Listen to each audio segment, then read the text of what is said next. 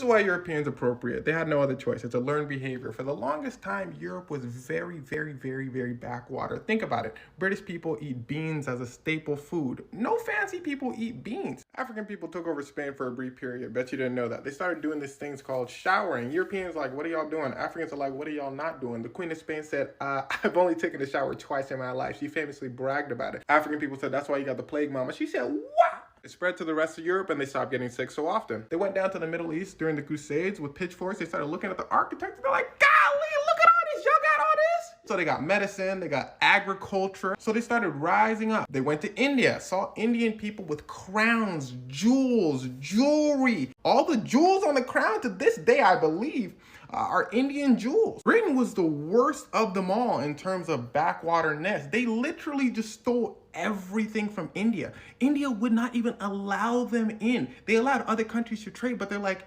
England, you guys are way too poor. Y'all gotta stay outside. So eventually they were able to get in and they started destabilizing the country from the inside. So people started learning about destabilization. They're like, yo, this stuff really works. Pit people against each other. We can do this.